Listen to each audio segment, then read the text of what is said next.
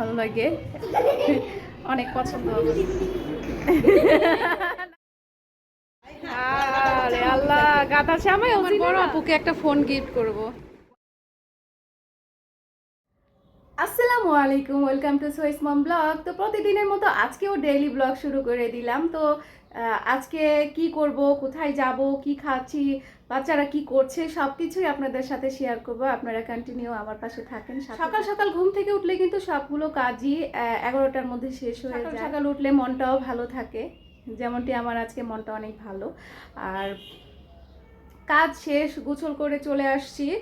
এখন বাচ্চাদেরও গোসল করে। বাচ্চারা কি করছে জানতে ইচ্ছে করছে, এখনই দেখাচ্ছি বাচ্চারা কি করছে। দাঁড়ান, দেখাচ্ছি কি করছে। এই তো কত সুন্দর রুম তুলেছি। এখন দেখি বাচ্চারা এই যে তারা পড়তে বসছে, সকাল সকাল পড়তে বসছে। আজকে তো আমি ভাবছিলাম ইস্টার সানডে সহি জহুরার মাদ্রাসা বন্ধ দিবে, কিন্তু আমি ভুল, ওদের মাদ্রাসা খোলা ছিল। তো এই যে আমার বড় মেয়ের স্কুল বন্ধ দিয়ে দিছে, সেটাই ভাবছিলাম হয়তো বা ওদের মাদ্রাসা বন্ধ দিবে, কিন্তু আমি তো বুঝতে পারি নাই যে মাদ্রাসা কেন ইস্টার সানডে বন্ধ দিবে। মাদ্রাসা শুধুই বন্ধ দিবে ছুটির দিনগুলোতে। হয়েছে পড়া তোমার? এটা কি? বলো দেখি। ইয়া আলিফ জবর ইয়া, হামজা যে ইয়া, ই লাম জবর লা, ইয়া ইলা, হায়া যে হিয়া ইলাহি। মাশাআল্লাহ, দেখেন ওর আরবি হাতে লেখা। হাতটা সরাও, এই পাশে দেখি। এই যে আরবি ছড়া লিখতেছে, কিন্তু আমার মেয়েরা আরবি ছড়া শিখতেছে। ফাতেমা শিখছে মাত্র 2 লাইন, আর সহি শিখে ফেলছে 4 লাইন। এখন সহি আরবিতে সংখ্যা লিখতেছে 6 থেকে 10 পর্যন্ত। আর আমার ফাতেমা আরবিতে ফলের নাম শিখে গেছে। এই দেখেন, এই যে সহি 4টা ছড়া, 4 লাইন ছড়া লিখছে, তারপরে ফলের নাম সহি শিখে ফেলছে। তারপর সহি এখন শিখতেছে হচ্ছে গিয়ে, মানে শিখা হয়ে গেছে, আমি ওরে লেখা দিছি। এখানে আছে 6 থেকে 10 পর্যন্ত আরবি সংখ্যা, যেটা আমরা অঙ্কে লিখি 1 2 3 4 5। আরবিতে হচ্ছে গিয়ে আলাদা। কি বলে 6 থেকে 10 পর্যন্ত বলো দেখি।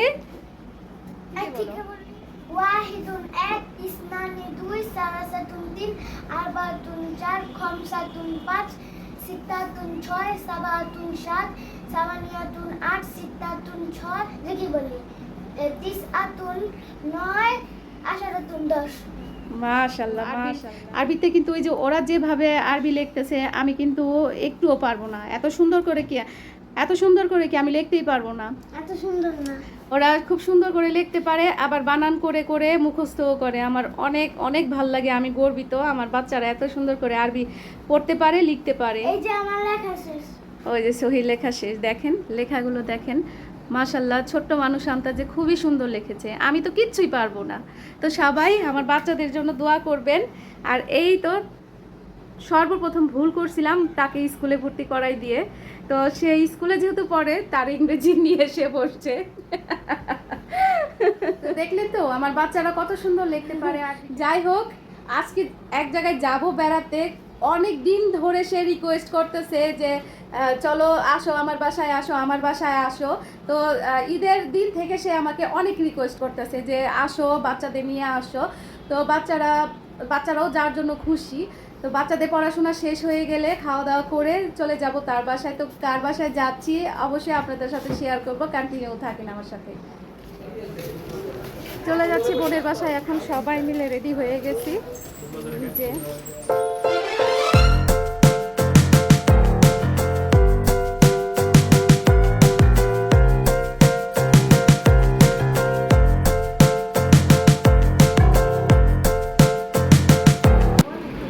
চলে আসছি আমার বোনের বাসায়। তো আপনাদের যাবো বলবো না, তো জায়গা যেই বলবো তো বলে দিলাম।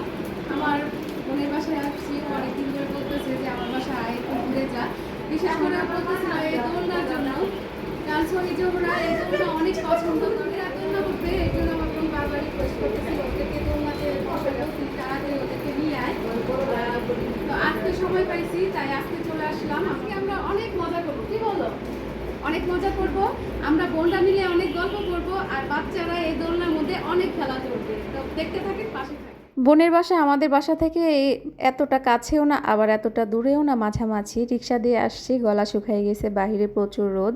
ঠান্ডা পানি খেলে কিন্তু ভালো লাগে, এমনি নর্মাল পানি খেলে কিন্তু 2 গ্লাস 1 গ্লাস খাওয়া যায়, ঠান্ডা পানি অল্প একটু খেলেই মন ভরে যায়। আর এই যে দেখেন সোনা বেবিটা, সে কিন্তু দোলনার মধ্যে বারবার আসতেছে, ওকে উঠাই দেওয়া হয়েছে, এখন সে নামবে, এরকমই করে যাচ্ছে, উঠাই দিতে হয় একবার আবার নামিয়ে দিতে হয় একবার। আমরা বাচ্চাদেরও সময় দিচ্ছিলাম, আবার আমরা বড়রা 4 বোন মিলে গল্পও করতেছিলাম, মানে আমরা একজন একজন করে বাচ্চাদের দোল দিচ্ছিলাম। এর মধ্যে একটা বিরাট বড় দুর্ঘটনা ঘটে যায়, সামনে আছে, আপনারা দেখতে থাকেন, অবশ্যই দেখতে পাবেন। আল্লাহ যা করে ভালোর জন্যই করে। অল্পের জন্য আমরা বিরাট বড় একটা দুর্ঘটনা থেকে বেঁচে গেছি। আমরা বলতে কি, ওই যে ছোট্ট বেবিটা, ওকে আমার বড় মেয়ে কুলে নিয়ে তো দোল খাচ্ছিল, তো বড় মেয়ের মাথার মধ্যে ভূত চাপছে, সে সোনা বেবিটাকে মানে উম্মে ফাতিহাকে শোয়াই দিবে, দেখেন আমার বড় মেয়েটা শোয়াই দিল। এটা দেখে আমিও একটু ভিডিও করতেছিলাম যে কত সুন্দর করে বাচ্চাটা দোলনার মধ্যে শুয়ে আছে, দেখে ভালোই লাগতেছিল। তো আমি ছবি তুলবো বলে একটু ক্যামেরা নিয়ে দাঁড়াইছি, ঠিক এই তো কি সুন্দর করে দোল খাচ্ছে। এটাকে আসলে দেখে বুঝতে পারবেন যে বাচ্চাটা পড়ে যাবে, আসলে আমিও কল্পনার বাইরে। এই যে দেখেন কেমনি করে বাচ্চাটা পড়ে গেল, আমরা সবাই অবাক, সত্যি অনেক অবাক হয়ে গেছি। অবাক তো হয়েছি, আমাদের বুকের একটু ভিতর আগে ও ধরপড় পড়তে করে গেছিল, উঠছে। এখন আবার ও গেছে ওই দোলনার কাছে, দেখেন ও আবার দোলনার কাছে গেছিল। তোমরা দুজন সাবধান, তোমরা পড়ে যাও না কিন্তু। বড় আপুকে একটা ফোন গিফট করব আজকে, আমি আমার বড় আপুকে একটা ফোন গিফট করব, OnePlus 10 Pro। নাও নাও,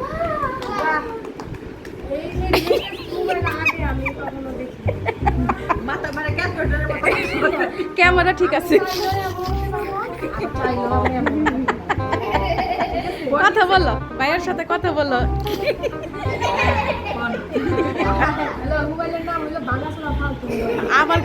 আমার কাছে সব থেকে ভালো লাগতেছে ক্যামেরাটা ঠিক আছে, দেখ ক্যামেরাটা ভাঙে নাই, এটা ঠিক করছে।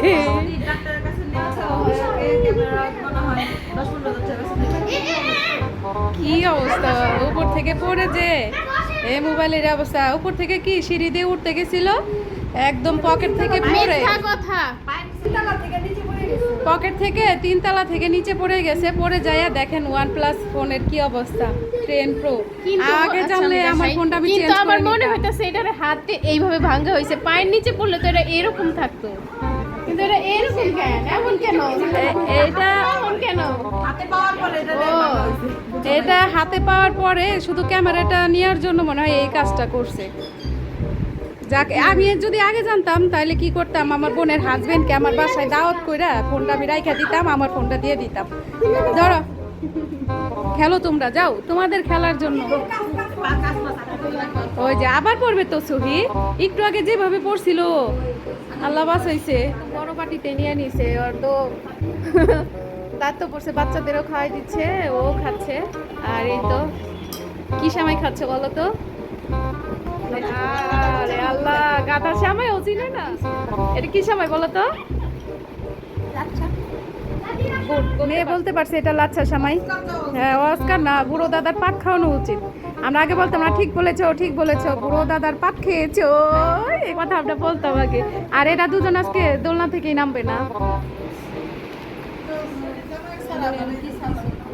খাও বাচ্চারা, কলা খাবে, কলা খাবে, দেখছো ওর পছন্দ মতো। ও একাই ছিড়ব, ওর খাওয়ার ইচ্ছা করতেছে, ও একাই ছিঁড়তে পারবো না। ইস, কলা পেয়ে কি খুশি, একা একাই না আছে। একটু আগে যে অবস্থাটা হয়েছিল বাবারে বাবা, আরে নতুন করে আবার জন্ম দিয়ে এর খাওয়া শিখাইতে হবে, ওনার খাওয়া শিখাতে হবে। তুমি যে ফাতিহা খাবার দেখো, ফাতিহা কত সুন্দর করে অল্প অল্প করে কামড় দিয়ে খাচ্ছে, এই দেখেন ফাতিহা একদম অল্প অল্প করে খাচ্ছে, ওরা মুখ ঢাকছে তো। এই যে আমার বড় মেয়ে কি সুন্দর অল্প করে খাচ্ছে। হ্যাঁ, এখন একটু খাও তো, সুন্দর করে খাও।